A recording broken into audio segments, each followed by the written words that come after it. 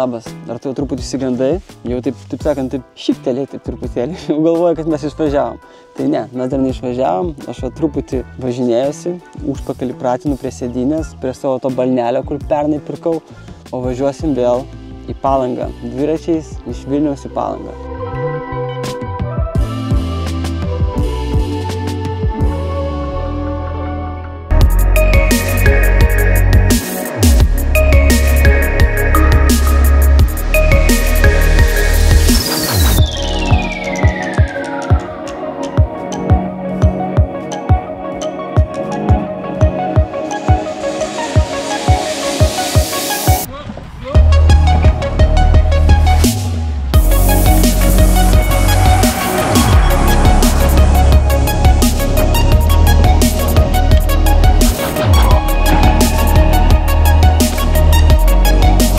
Tikrai gali prisiminti, daug kartų važiavom. Man atrodo, dabar 10 kartą važiuosim iš Vilniaus į Palangą dviračiu. Tikrai žinau, kad iš čia daug kas stebėjo šitą kelionę.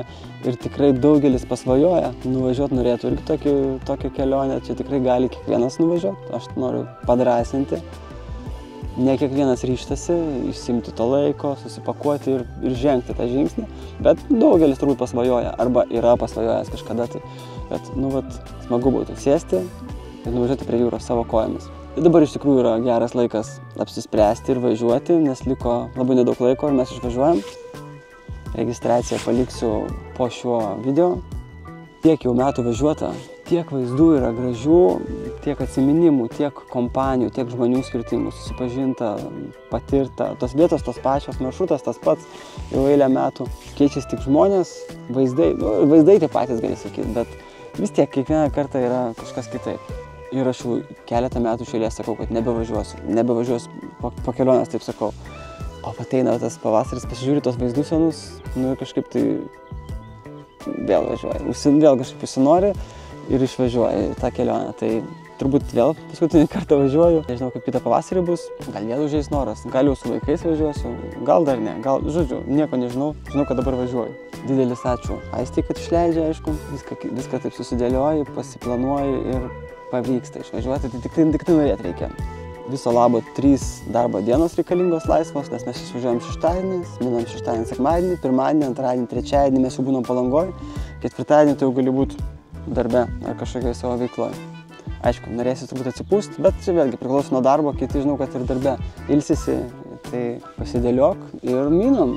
Puikiausias vasaros įžanga, vasaros startas, nes mes, kai išvažiuosime, dar bus pavasaris paskutinės dienos ir bus birželio 1, tai taip kaip turi būti. Švęsim prie laužo, miegosim palapiniai, maistas gaminamas ant laužo bus, ryte išsimaudysi upėje ar ežere, tai pati tikriausia vasaros pradžia. Paskui tą vasarą taip greitai, tuk, nespėjai pasidžiaugti, jau žiūrėk, vasaros uždarimas. Tai aš kviečiu tą vasarą taip pradėti aukšta nata, kad ta vasara būtų dienos užpildytos ir taip išpildytos, kaip turi būti vasariškai. Su nuotykiais, su daug gamtos, gryno oro. Ir šiuo atveju su dviračiu. Jeigu nežinai, ko reikia, kaip reikia, ar tau pavyks, pažiūrėk mano video. Jau yra keliasdešimt iš tų kelionių.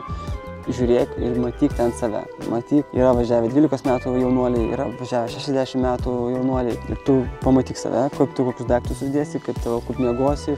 Yra ten žmonės išvažiuoja ir kitą dieną išsiunčia į savo paštomatą keliasdešimt kilogramų daiktų. Ne keliasdešimt, gerai, 10 kilogramų daiktų yra taip išsiuntę. Nepadaryti gali šių klaidų, gali pasimokyti iš tų žmonių, iš tų video, pasimokyti tiesiog iš tų praktinių tokių klaidų. Arba važiuok ir susirink savo klaidas ir pasimokyk iš savo klaidų. Jei tu važiuoti iki šiol neplanavai, tai pats laikas yra išeiti į lauką, sėstis ant dviračio ir važiuoti kažkur tai. Dar dabar gali pasitikrinti. Nuvažiuotum bent 100 km, tai suprastum, ar gali važiuoti, ar reiktų dar pasitreniruoti. Nors aš sakyčiau, kad visi gali, nes jeigu nuvažiuoja net ant 12 metų jaunuoliai, tai tikėtina, kad bet kas truputėlį fiziškai juda, tikėtina, kad irgi galės nuvažiuoti.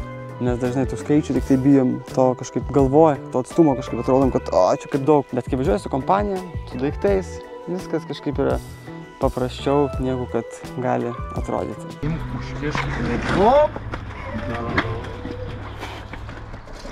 Kelintą padangą keičiam per kelionę? 7. Tam pačiam 3. Labą dieną. Jei ne 4. Toks žmogus tvarką mėgstam. Aš skubiai dabar tvarkau. Aš čia šiukšlenės, ja? Ne, tai čia skubiai. Dar liko ten.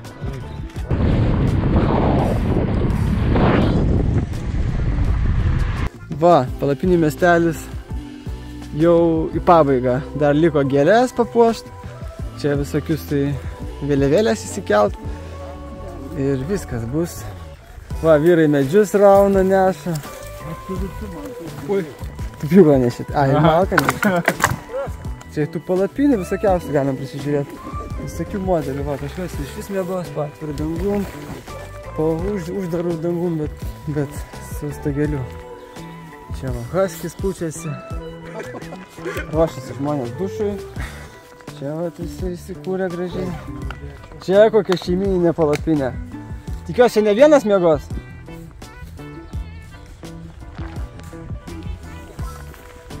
Kai nepakanka min dviračių pedalus, dar yra turnikai.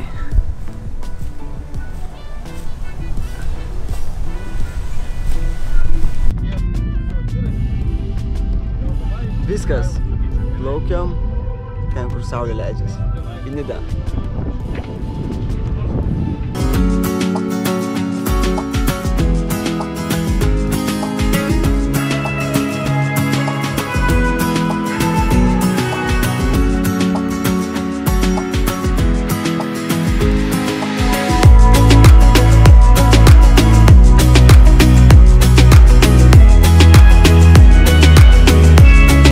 Jaučias kojas, bet viskas gerai.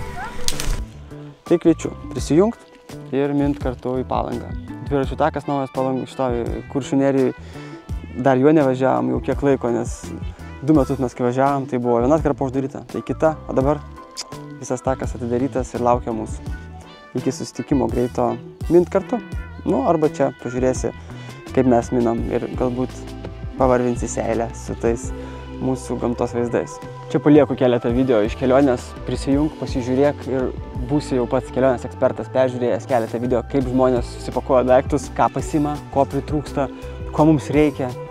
Žmonės kai kurie važiuoja netgi be palapinių, neturi nieko. Nu kaip nieko, nu kažką turi, bet be palapinių. Yra tokių važiavusių, miega po kažkokių soliukų, o paskui mes galų gale kitas naktis miegam, tik tai pirmas 2 naktis mes miegam su palapinė, paskui mes miegam be palapinių po atviru dangum prie jūros. Tai tos naktis visada būna pačios geriausios. Miegoti po atviru dangum prie jūros, prie ošiančios Baltijos. Turi tą pabandyti kiekvienas. O čia yra puikios sąlygos tą pabandyti. Su gera kompanija, su tais, kurie nekartą jau tą darė, pamokys tave, padrąsins ir iki greito susitikimo.